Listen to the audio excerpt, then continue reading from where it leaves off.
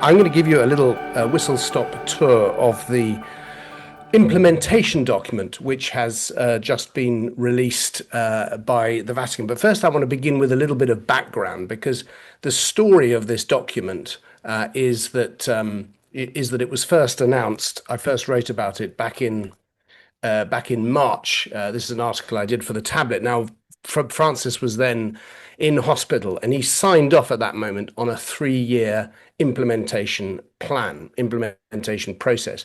And the point of me writing this article was to say this is clearly about saying whatever condition the Pope is in, whatever his ill health or whatever, the church, he is meaning that this must outlast him. This is much bigger than one pontificate.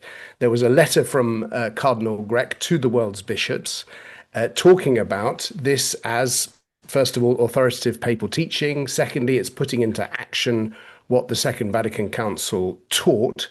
And there's a great quote there, which is to say, the purpose of all of this is to make all members of the people of God active subjects of ecclesial life, and to set the path of each church by reason of this capacity, which must be supported and formed. Very strong words.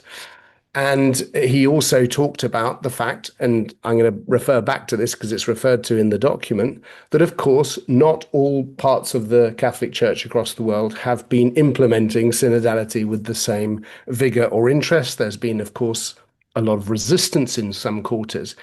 And he said right there, this implementation is about sharing gifts that will allow the whole church to begin to move together on this. So that was in March. And what he said was there will be an implementation document in May. Well, of course, something else happened in April and May, the papal transition.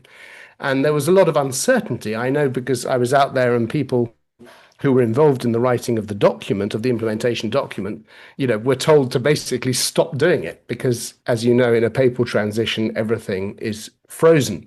So, of course, there was a lot of uncertainty. Will this even continue? Will synodality die with Pope Francis? I think some people expected or certainly wanted that. But it became very, very clear with the election of Prevost that the opposite was the case. And he said, right in his balcony speech, he talked about wanting to be a synodal church. And thereafter, there were some very, very important addresses that he gave almost immediately. 19th of May, for example, he was talking to representatives of other churches. And he said, I want to assure you of my intention to continue Pope Francis's commitment to promoting the synodal nature of the Catholic Church, to developing new and concrete forms of an ever stronger synodality. And he was saying this, of course, in the context of ecumenical relations. And then on the 7th of June, he spoke to a symposium on Christian unity and looked forward to his visit to the anniversary of the Council of Nicaea. And he said there very interestingly that Nicaea was the moment that the church, kind of began to be synodal. And he saw this anniversary, which is this year, as an occasion to deepen forms of synodality. And as you know, he will now be going to Turkey, to the place that is the modern equivalent of Nicaea, where that council was celebrated. He'll be going at the end of November. And I'm saying this because it's important to look out there's a context here, a broader context. November will be an important month, I think, for synodality. He also gave a really, really fantastic address in September to the Diocese of Rome, and I don't want to go through it, but I've just highlighted a few of the things that he said there. Yeah, this is a journey of conversion and ecclesial renewal to which clearly he is extremely committed. And we know from his past in Peru that this is what he did as Bishop of Chiclayo and elsewhere. And of course, when the Pope addresses the Diocese of Rome, everybody knows that he's also addressing all the dioceses of the world. So if you've got time, if you could look up this address, it really is very, very inspiring and clear about where he sees synodality as being essential to the necessary conversion of the church's culture. So let's now go to the implementation document. So finally, on the 26th of June, he met the Secretariat, the General Council. Clearly, the document by that time had been written, and he was basically approving it then. And on the 7th of July, we have the release of what is called the implementation document. So just to recap the journey, this has been on the cards, since March. The document was promised in May. In fact, it comes in July because of the papal transition. But this is essentially the process that was designed in the last days of Pope Francis. So Cardinal Grech writes a letter at the beginning of the implementation document referring to what I'm calling the patchy reception of the final document. He says, many local churches are enthusiastically pursuing this path. Other churches are wondering how to proceed with it. And he says there, look, the purpose of this is to ensure that the church moves together. Harmonizing reception through different ecclesial contexts is how he puts it in Vaticanese, without undermining each local church. So this is a journey that we're conducting together as a global church, but with respect for the particularity and local peculiarity of each local church, which is Vatican speak for a diocese. And then he refers to this exchange of gifts. This conversion will come about when we who have experienced synodality share with those other churches, dioceses, other churches, bishops' conferences. When we share our own experience, then we begin to get this exchange of gifts. And that's what this implementation process is all about. Here's the timetable. So this has now been published in July, and the rest of this year, that's to say 25, and the whole of next year, 2026, is the implementation process in the local church. By local church, we mean parishes, dioceses, and bishops' conference. So we have the experience of synodality over the next 18 months or whatever it is, 16 months. And then in the first half of 2027, we get together still in our local church, in our diocese, and we evaluate what has happened. We evaluate, we say what was good, what was bad, what worked, what didn't work. And in the second half of 2027, we then meet. Do you remember in the last phase of the synod, we had this continental phase, and that's what's going to kind of happen again. So in the second half of 27, we meet as a national church, and then at the beginning of 2028, we meet in our continental assemblies, and then in the second half of 2028 is the lead up to the ecclesial assembly in Rome in October 2028. As I've pointed out a number of occasions, at the end of this process, we are looking at a process of renewal and reinvigoration, which is longer than the Second Vatican Council, which implements the Council, and unlike the Council, involves the people of God, at least theoretically, at every level from the very beginning. So we're living through a remarkable moment in the life of the Church. So let's dig into the implementation document. These are the questions that the document answers. It's not a long document, and it's worth reading, and I'm just going to take you through what I think are the highlights of it. So those are the questions. What is it, the implementation? Who will take part, and what are their tasks and responsibilities? How do we engage with the final document during this phase? And what methods and tools can we use in that implementation? So let's go to the first question. What is it? Well, this is all about the final document. The final document was agreed in October last year.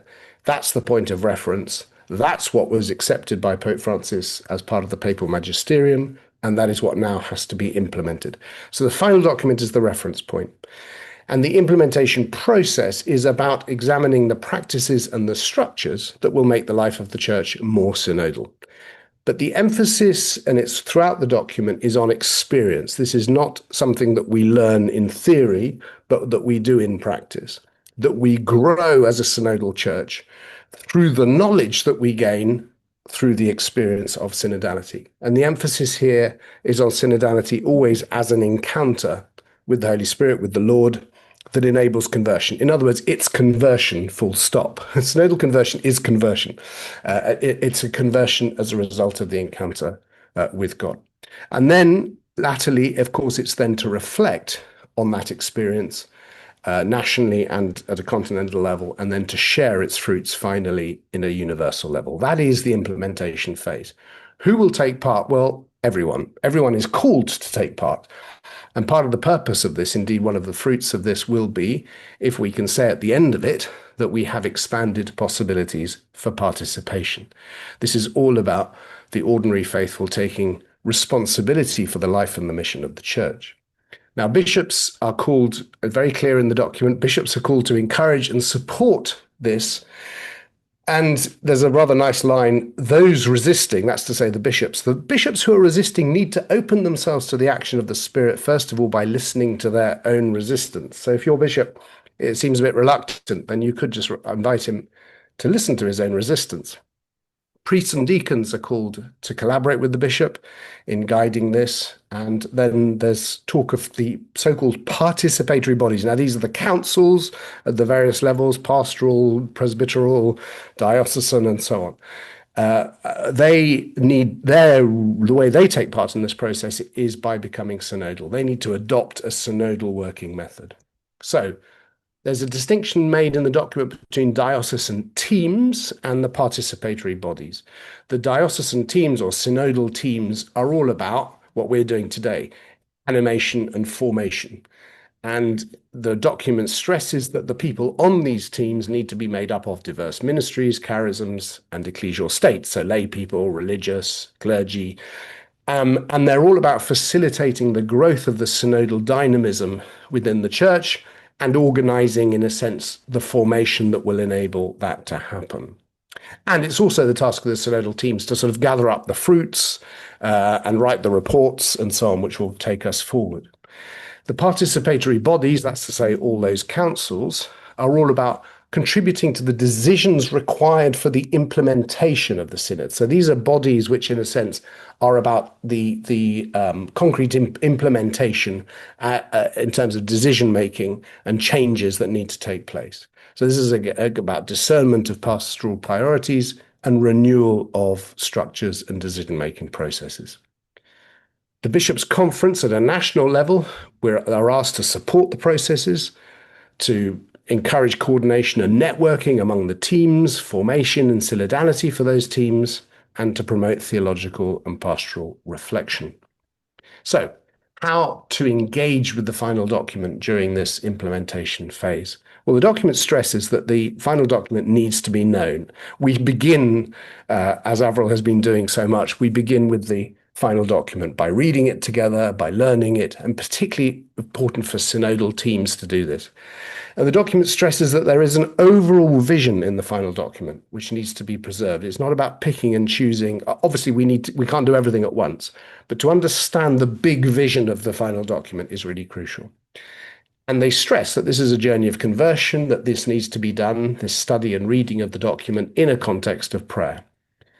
And what I really like in the implementation document is that they talk about the dynamism of the final document, which derives, and just hold on if you don't get this at first, which derives from the continuous articulation of certain polarities and tensions that structure the life of the church.